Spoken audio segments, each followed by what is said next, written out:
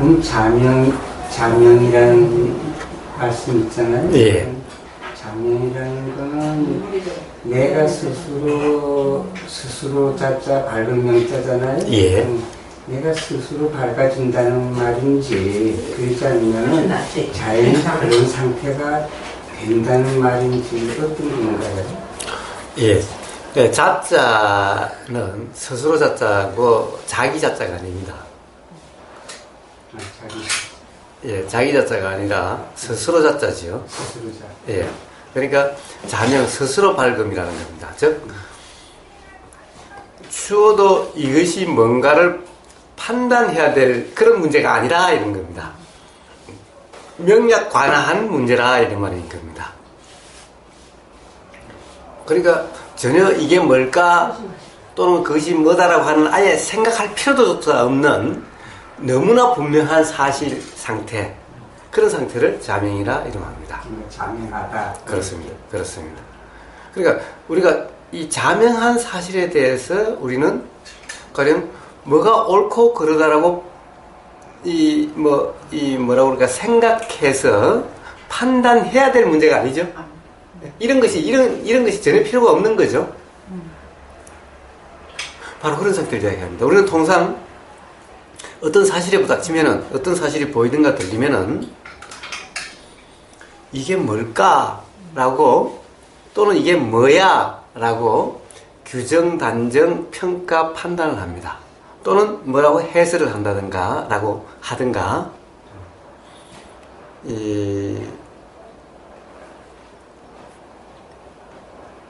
어떤 경우는 전혀 아예 신경 쓰임도 없이 그냥 스쳐 지나가는 경우도 있습니다. 그렇죠? 그냥 단지 보일 뿐으로서 그것에 대해서 이게 뭘까라든가 여기에 대해서 전혀 어떤 신경쓰임이 없는 아예 관심 대상이 아닌 이런 상태가 있습니다.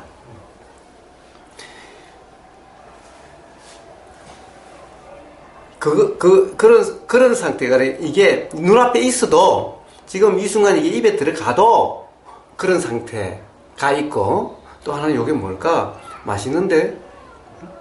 라고 그것에 대해서 뭔가를 생각한다라고 하는 이런 상태가 있습니다. 그런데 이것이 만약 혀에 들어갔어요. 이게 그냥 경험되는 그대로로서 뭐라고 그럴까, 전혀 이 관심 대상이 되지 않고 그냥 경험되는 대로 그냥 되는 경우가 있고, 이게 뭘까? 라고 요걸 다시 생각하고, 이게 맛있다 맛없다 판단하고, 이게 현미찬가 맞는가 모르겠다. 네. 라고 규정하고 이러거나, 이 두 가지 중에 하나죠. 두 가지 중에 하나입니다. 자, 그러면은 이게 되게 이게 뭘까라고 하는 것은 자명하지 못한 상태죠. 그렇죠. 자명하지 못한 상태죠. 근데 그냥 지나가면은 그것은 사실 이런 건 아무 뭐라 그럴까, 의심도 없고 의문도 없고 그런 상태인데, 근데 이것이 관심 대상이 아니었을 때 그렇고, 만약에 이게 관심 대상이 되면은 그러면 뭔가 라고 생각이 작용될 수가 만약에 있다면은 그러면 자명한 상태가 아니죠. 이해가 주십시오. 그러니까 이게 들어갔을 때 참 뭐라고 설명을 해야 될까? 그러면 한번 이렇게 한번 이야기를 해보십시오. 제가 이 전철역에서 이제 내려서 이리 오니까 이 나무잎이 낙엽이지 나무잎이 바람이 부니까 막 우수수 떨어져서 내려오는 거예요. 근데 잎이 내려오는데 어떻게 내려옵니까? 살랑살랑 하고 내려오는데, 요게 잎이 떨어지면은 요게 그냥 일직선으로 이렇게 착 내려온 게 아니라 어떤 놈은 요렇게 떨어지고 어떤 놈은 요렇게 떨어지고 어떤 놈은 요렇게 떨어지고 어떤 놈은 하여튼 이게 제각각이죠. 어떤 규칙이 전혀 없죠. 나무에서 잎이 떨어지는데도 규칙을 전혀 발견할 수가 없는 거예요. 떨어지는 잎이. 자, 그러면 저런 현상을 요즘 뭐라고 그러냐면 제가 오늘은 좀 과학적인 용어를 한번 쓰면 그렇습니다. 카오스라고 그럽니다. 카오스, 혼동, 이래 혼돈, 이런 카오스라고 그러죠. 어제 그저께인가, 우리나라에서 아주 유명한 과학자 두 분을 만나서 같이 식사를 했어요. 그리고 최근에, 제가, 도서관에 가보니까 카오스의 뭐 해서 책이 한 권 있어. 그것을 제가 빌려다가 한번 대충 한번 봤어요. 보다가 그냥 그만뒀는데, 카오스. 거기에서 카오스 혼돈이라고 그래요. 혼돈이라고 그래요. 도대체 저게 어떤 나무 잎은 이렇게 살랑살랑 하는데, 이게 제각각 다 저리 멀리 가는 놈 있고, 요렇게 떨어지는 놈 있고, 어떤 놈은 요렇게 하는 게 다, 모양이 다 다른 거 이렇게 떨어지고 있는데, 자, 이것을 그래서 과학자들은 뭐라고 그러냐? 도대체 이 규칙을 어떻게 그렇게 떨어지는지 이것을 어떻게 규정할 수가 없다는 거죠. 그러니까 이 떨어지는 이게 카오스라는 거예요. 카오스라는 거예요, 이게. 도대체 규정할 수 없다라는 거예요. 나무 잎이 떨어지면은 어떻게 떨어진다라고 하는 이 궤적을 움직이는 것을 과학자들은 이게 수치적으로, 계산으로, 이렇게, 가령 원형과 직선과 어떻게 해서 계산할 수 있는, 규정할 수 있는 걸 돼야 이게 카오스가 아니다, 혼돈이 아니라는 건데, 이건 도대체 아무리 봐도 규칙을 발견할 수가 없어요. 그래서 이걸 카오스라고 그래요. 이 과학자들 이야기와 이 카오스라는 책을 들으면은 제가 보기에는 자명하지 못한 거예요. 카오스라는 사실이 벌써 이게 도대체 왜 이래? 이게 그 규칙도 없고 왜 이래? 자명하지 못해요. 제가 그것을 봤을 때 자명해요. 저는 거기에 대해서 조금 더 예를 들면은 규칙이 없다, 이치가 없다라는 생각이 조금 더 들질 않아요. 저렇게 되는 것은 너무나 당연한 거고 저렇게 되는데 추호도 어떤 의문이 없어요. 그런 게 자명합니다. 예. 자, 그것이 눈에 지금 들어와요. 그러니까 아주 인상적으로 나무 잎에 단풍 잎이 이렇게 바람에 떨어져요. 최근에 카오스라는 얘기가 과학자들하고 이야기를 해서 그것이 눈에 확 들어오는 거예요.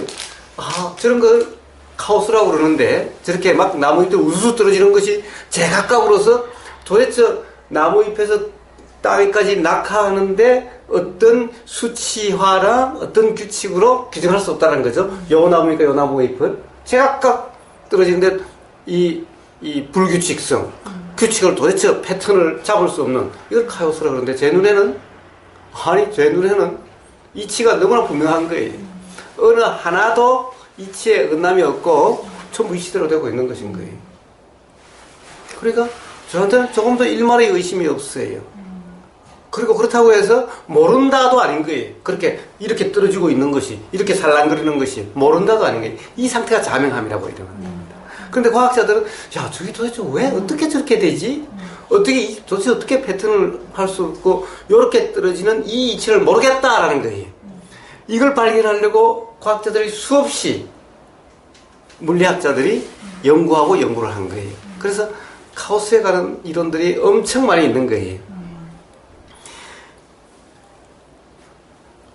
요즘 유전학, 생명공학 이런 데는 온갖 용어들이 많습니다. 한국생명공학연구원에 한번 들어가 보니까 팩토리, 쉐이핑, 더 퓨처, 무슨 에디팅, 게놈 에디팅, 이 유전자를 편집한다. 또 미래를 내가 어떤 모양으로 만든다. 또 세포 공장, 세포를 만든다. 세포 어떻게 만든다. 온갖 이런 용어들이 많은데, 자, 이것들이 바로 자명하지 못한 상태를 그대로 보여주고 있는 거예요. 지금 과학자들이, 생명공학자들이나 과학자들이 자기들은 첨단을 가고 있고 우리나라에서 가장 유명하고 권위적이고 온갖 많은 책들을, 그런 과학 관련된 책들을, 최신의 이론들을 책들을 해서 공부하고 하지만은 그런 것들은 제가 보기에는 전부 스스로 자명하지 못함을 이야기하고 있는 것인 겁니다. 신기하다고 공부하는 이것이 그런 거예요. 그 중에 어느 한 분이 그러더라고요. 그 집에 가면은 책이 너무너무 많아가지고 이사도 못 갈 거라고. 책 때문에. 도대체 책들이 많다. 이해할 수 없는 일이다. 이 과학이라고 하는 이것들이 전부 다 현상학으로서 현미경 도대체 누가 더 좋은 현미경을 가지고 있으면 나 새로운 거 발견하는 거예요, 사실은. 자, 이게 자명하지 못함입니다. 나무잎이 우수수 떨어지예요. 그런데 제각각이야. 왜 저렇게 되지? 근데 어떤 또 이 시인은 보면 그걸 뭐라고 했어요? 나무잎이 우수수 떨어진다면은 또 시적으로 다고 하겠죠? 그것 또한 자명하지 못한 상태죠? 그건 어떤 생각으로 그렇다라고 그냥 규정하는 거죠? 그렇게 보는 거죠? 이게 또한 자명하지 못함인 겁니다. 또 다른 사람이 보면 또 그렇게 보이지 않으니까. 그 사람도 집에서 부부싸움하고 나오면은 아마 그렇게, 그 시인도 집에서 부부싸움하고 나와서 보면은 그렇게 보이지 않을 테니까. 자명하지 못한 거죠. 왜 어떨 때는 기분 좋을 때는 이게 아주 그냥 천상의 시가 나왔다가 기분 나쁠 때는 낙엽이 짜증나게 보이기도 하고 이런 거죠. 근데 이제 그사님은 자명하게 거기 이치가 보인다. 그렇습니다. 왜 살랑거리고 왜 다 다른지를 저는 조금 더 의심이 없이 자명하다는 겁니다. 인연 때문에 그런 건가요? 물론이죠. 물론 인연인데 인연이라고 하는 것이 또 그렇습니다. 인연이라는 것은 찰나 작용되는 그것이 인연인 겁니다. 모든 작용이 바로 인과 연으로 작용되고 있는 거예요. 모든 인과 연으로 작용되는데 이것이 한 인과 한 연으로 되는 것이 아니라는 거예요. 그 순간에도 여기서 잎이 떨어지느냐 여기서 잎이 떨어지느냐 여기에 바람이 더 있느냐 없느냐 여기에 온도가 높냐 낮냐 이런 모든 것이 작용돼 가지고 또 나무잎이 이렇게 떨어졌느냐 이렇게 떨어지느냐에 따라 가지고 요게 움직이는 것이 다 달라지게 되는 거예요. 그러나 이 모든 것이 작용되는 그때의 여러 가지 요소들에 의해서 결정되면서 떨어지고 있는 거예요. 이것이 어느 하나도 우연이라든가 이런 것이 하나도 없는 거예요. 자, 그렇게 작용해서 그렇게 되어진다라고 하는 이 집에서 저는 비록 어떤 힘이 어떻게 작용되는 한 것은 아니더라도 그것까지는 모르더라도 작용돼서 그렇게 작용될 수 있다라고 하는 그 자연의 이치에 대해서는 한 점 의심이 없기 때문에 그렇게 되는 그것에 각각 제각되는 그것에 대해서도 전혀 이치가 없다가 아닌 거예요. 너무나 분명한 이치가 드러나고 있다라는 거예요, 오히려. 그래서 바로 그런 상태가 자명이고 과학자들이 온갖 그것을 패턴을 발견하려고 봐도 연구해도 모르겠다는 상태가 자명하지 못함이죠. 그러면서 그것을 계속해서 카오스 이론이라고 책도 내고 이름 책도 내고 온갖 논문이 많고 해도 전부 불명함인데 이 불명함, 자명하지 못함은 또 과학자들은 그걸 또 맨날 공부하고 있어요.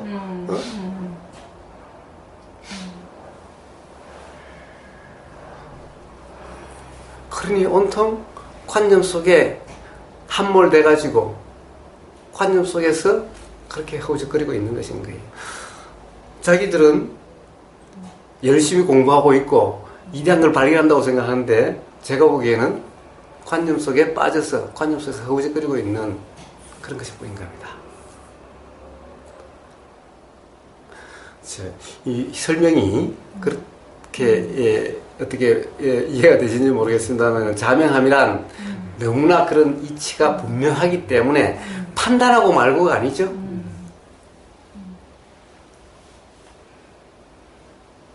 그냥 즉각적으로 그냥 의심이 없는 그런 상태, 분명한 상태죠. 좀 더 쉽게 얘기를 하면 사실 이런 것은 사실 그런 감은 좀 다른 문제지만은 자, 요 감과 저 감, 둘 다 감이죠. 요 감과 저 감도 감이죠. 감이죠. 우리가 저걸 딱 들어올 때 뭘 의심을 합니까? 그리고 이걸 생각합니까? 자, 바로 그러한 상황이 자명함인데, 그러나 요 자명함하고 이제 이치적인 자명함하고는 조금 다르기는 해도 자명이라는 말은 바로 그런 뜻이라는 겁니다. 그러니까 그것은 내가 안다라는 그런 것이 아닌 겁니다. 저는 그거를 통찰과 자명이라는 게 유사어가 아니었나 그런 생각을 했었거든요. 예. 유사어죠. 유사어입니다. 통찰, 자각, 자명, 유사어입니다. 통찰, 스스로 분명함이 드러남이죠. 통찰은 가령 이런 것일 수가 있습니다. 캄캄한 방에 아무것도 안 보였죠. 불을 딱 켜면 확 드러나죠. 자, 이렇게 드러나는 것은 뭐가 있을까? 더듬더듬해서 찾아볼 필요가 없는 거죠. 생각할 필요도 없죠. 한눈에 모든 것이 그냥 다 분명히 드러난 거죠. 이게 이제 명약관의 뜻이죠. 바로 그런 상태가 바로 자명이고, 통찰도 또한 바로 그렇게 느껴지는 겁니다. 불이 어떤 방에 탁 켜지듯이 그렇게 경험적으로 그렇게 된다는 겁니다. 그런 상태라는 겁니다. 그러니까 같은 말일 수도 있는 거죠. 근데요, 저기 아들이 미국에 있는데 그 점토에서 이제 불대를 다녔대요. 예. 저는 전혀 이제 그런 데 다니는 스타일이 이상하게 안 되는데 예. 아들이 이제 불대를 1년을 다니고 나서 법명을 받았대요. 그러면서 이제 통화를 하면서 법명이 뭘 하더노 하면서 이제 내가 물어보니까 법명이 뭐다 이래 하는데 갑자기 무슨 통찰 같은 게 하나 탁 올라오는 거예요. 열애는 오고 가지 않는다. 그거 내가 알려고 하는 알미 아닌데도 그때 그냥 그게 일어나더라고요. 그래서 참 그냥 일단 이제 그래 해가 전화를 끊고 열애는 오고 가지 않는다. 왜 일어났지? 내가 그거 일으킨 것도 아닌데. 그래서 이제 또 이리 쫙 또 좀 있어 보니까 그 열애가 오고 가지 않는다는 그 뜻이 이해가 이제 뭐 내 나름대로 그냥 조금 되더라고요. 그런 통찰은 왜 일어납니까? 그런 알 비슷한 게? 그 전화하는 사이에 왜 그게 일어나? 전화하는 사이만 일어납니까? 먹는 사이에도 일어나고, 세수하다가 일어나고, 똥 싸다가도 일어날 수 있는 건데. 아니 근데 나는 그러면 뭐 열애는 오고 간다. 난데 이걸 알려고 한 것도 아닌데 그냥 그게 일어나더라고요. 그런데 열애가 오고 가는 것이 통찰입니까? 오고 가면 없는 것이 열애가. 그러니까, 생각이. 근데 그것을 왜 통찰이라고 생각을 하시죠? 그냥 그런 생각이 들었던 거지. 그걸 왜 통찰이라고 생각하시죠? 감사합니다. 그렇네요. 예. 예. 모든 생각이 됐든 통찰이 됐든 모든 작용되는 데는 바로 인연작용입니다. 즉,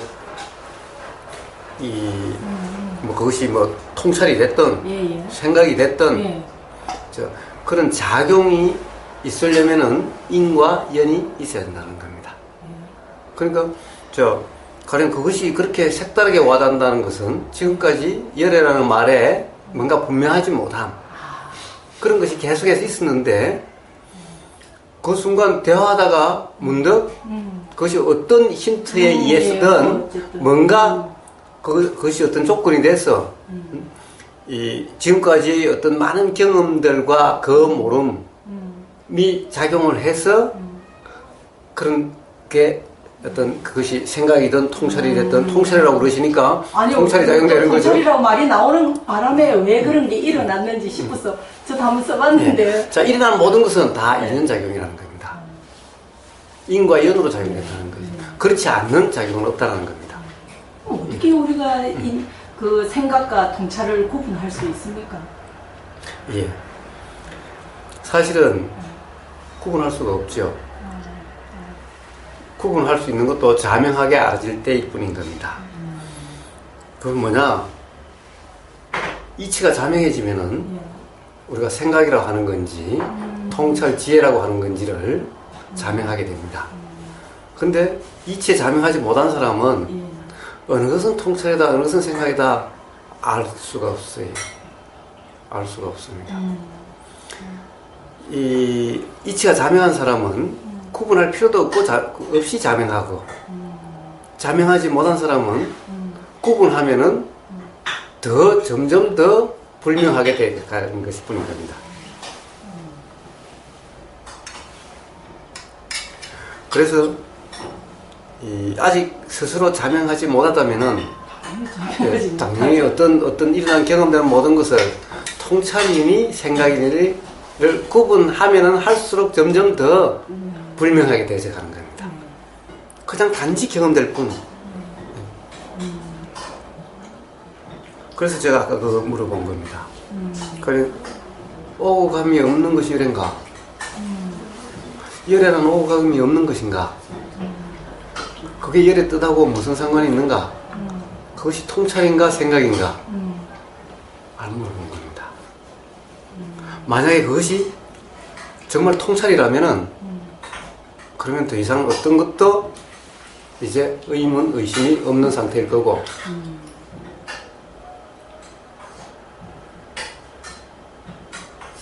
그 부분만이라도 그렇다고 해도 그 부분에 더 이상 의문이나 의심이 없을 텐데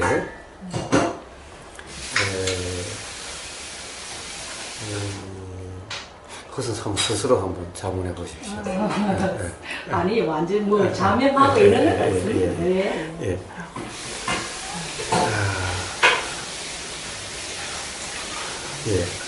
왜 그런데 열에는 오감이 없다라고 그 순간에 딱 일어났는데 오감이 없다라는 말에 스스로 신기하게 생각이 되어졌습니까? 평소 때 생각하지 못했던 거니까. 그런 겁니까? 아니면은 열에는 오감이 없다라고 하는 그 뜻이 맞기 때문입니까? 아니면 평상시에 알지 못했던 또는 경험하지 못했던 생각이 나서인 겁니까? 생각하지 못했던, 평소 때 경험을 하지 못했던 생각이었고, 또 이제는 만물의 편재해 있으니까, 뭔가가, 그러니까 그 뜻하고 또 같지 않겠나, 생각이 들죠.